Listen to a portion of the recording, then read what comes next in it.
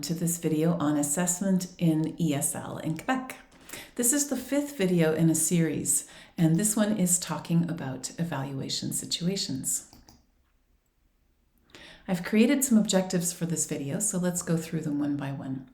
The first is to review the difference between tests and evaluation situations.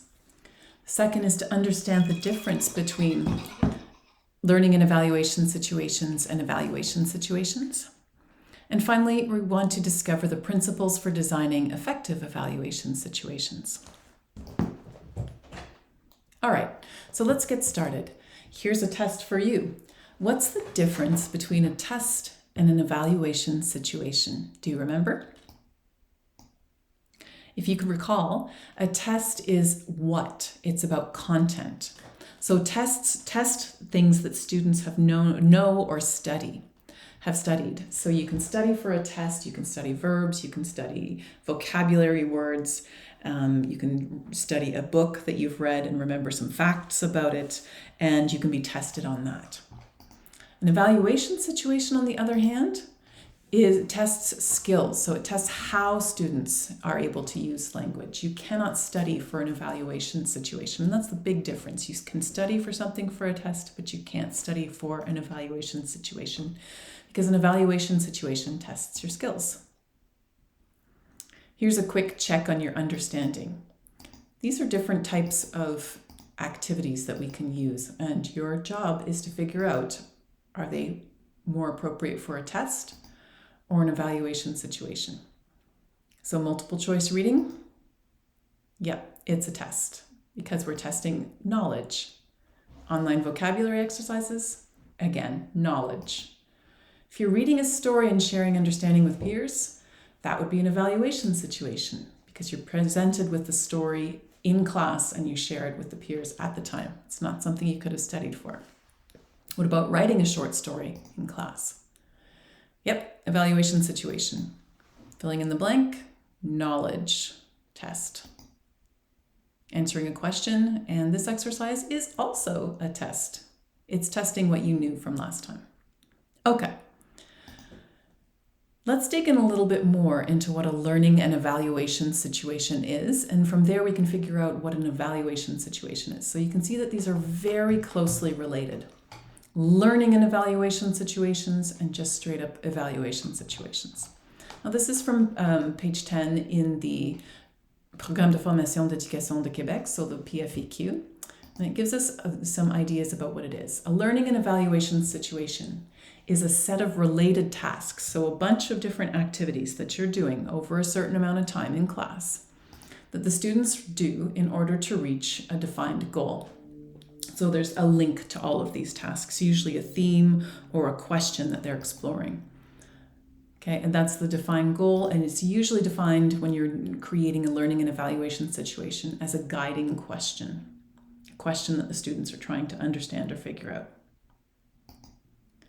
Okay, so I'm writing some notes here. There are a set of related tasks under a theme designed to reach a defining goal, guiding question. I'm going to give you an example of one in a minute. All right, learning and evaluation situations are also maximizing opportunities to develop and evaluate the ESL competencies. So there are 3, right? So while you're going through these tasks with the students, they're reading, they're writing, they're listening, they're speaking. So oral interaction, competency 1, reinvesting understanding of text, competency 2, and writing and producing text, competency 3. Okay. Whether there's teacher-directed or student-initiated, the situations are meaningful and interesting. So that's key. The theme that you choose has to be really interesting to the students. And it needs to provide opportunities for students to interact. Okay, so they need to be able to share their ideas. They're interacting in English and they're cooperating with others, right? So these are skill-based. They need to be meaningful and interesting, and they're interacting and cooperating.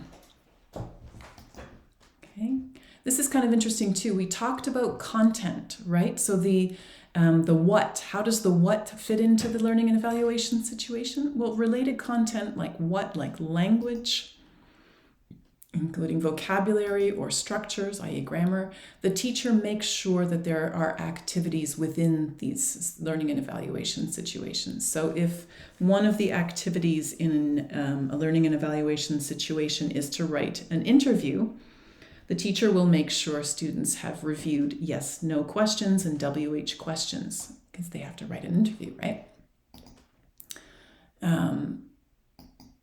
Right, so the teacher determines in a learning and evaluation situation what content the students need to know to complete the tasks, and they make sure that we have practiced that. So that's where the what fits into the how. Finally, here's the big difference between an evaluation situation and a learning and evaluation situation. Learning and evaluation situations are kind of what we used to call theme-based units, and they happen over a series of classes. And there's a lot of support from the teacher. The teacher is in there, in getting their hands dirty, making decisions regarding content, form, and ongoing evaluation. There's a lot of adjustment that's happening.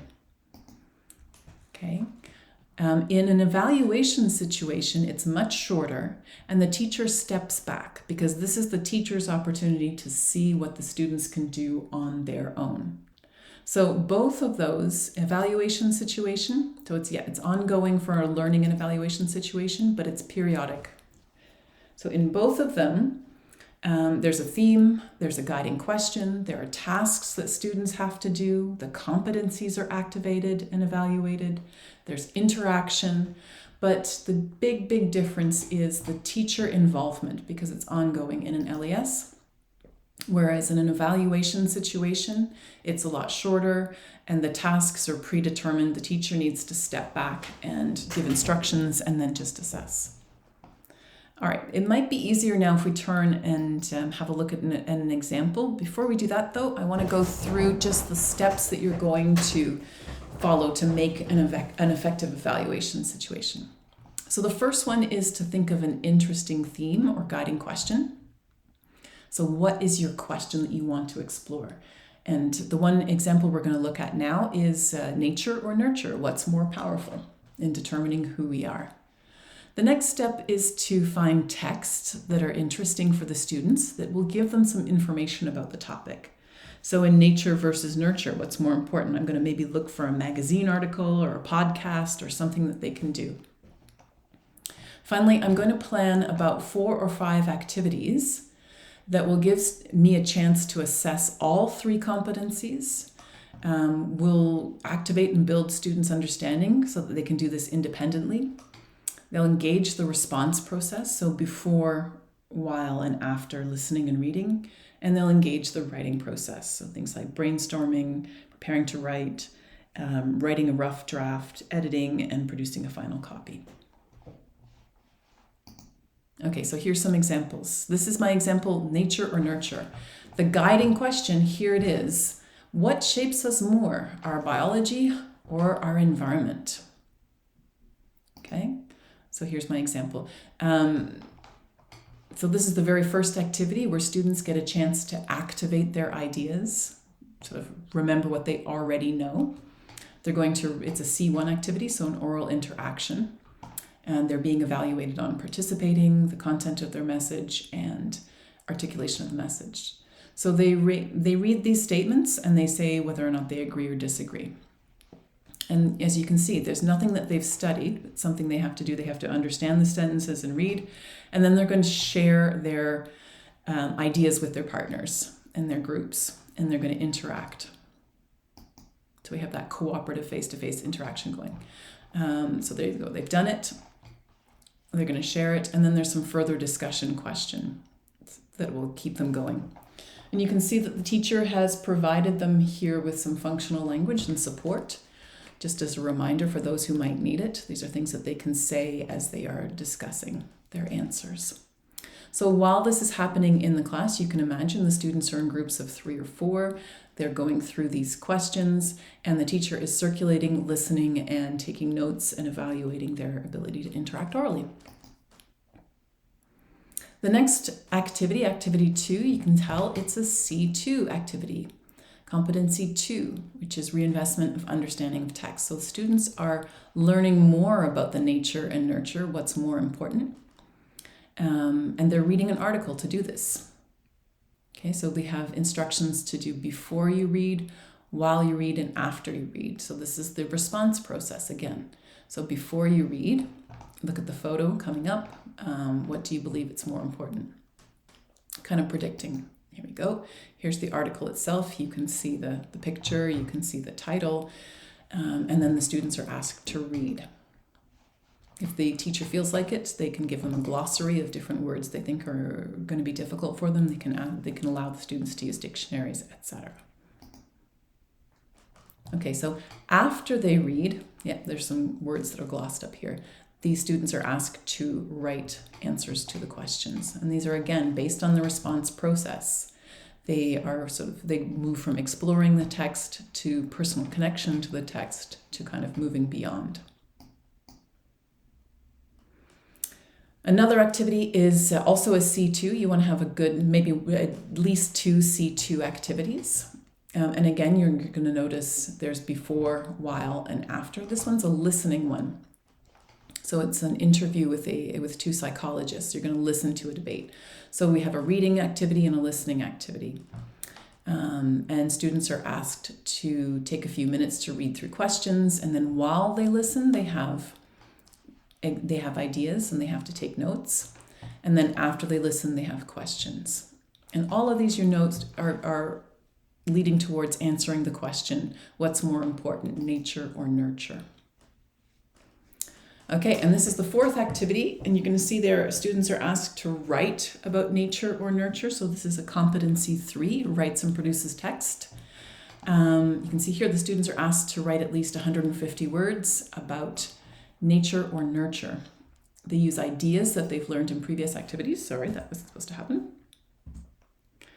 They use ideas that they've learned in previous activities, and they fill in the steps as you write. So there's before writing, while you're brainstorming, and writing a rough draft. And that. Okay, so here we go. We've given them 2 options here. So one is writing a dialogue and one is an opinion essay. I like to give students options when they write. I find it produces better results, but you don't have to do that. So you can see here, first step, brainstorming. Planning out, so thinking about the characters, thinking about the emotions, thinking about the location, for example. Step 2 is to write a rough copy. Step 3 in the writing process is to revise and edit. And then step 4 is to publish, so writing a final version. So you can see there we've had 4 activities. We've activated all 3 competencies. And the teacher shouldn't have to give too much support for this, maybe just giving instructions. The students at this point should be able to do most of it by themselves, and the teacher's role is to step back and evaluate. And to do this, this is the evaluation grid for the final activities. So did the students reuse some of their knowledge out of all the different activities in their writing tasks? So this is the reinvestment task. Did they use what they learned about nature and nurture to answer that guiding question, what's more important? And what's the quality of their text? Is the content or the ideas are on topic? And is it interesting? And what's the formulation like? Is the grammar and vocabulary clear? Can we understand it? Okay, so that brings us to the end of the video. The objective is just a reminder. We're to review the difference between tests and evaluation situations, to understand the difference between learning and evaluation situations, and to discover some principles for designing effective evaluation situations. That's it. Thank you very much, and stay tuned for the next video, which is all about how to use different kind of evaluation tools, especially for C1.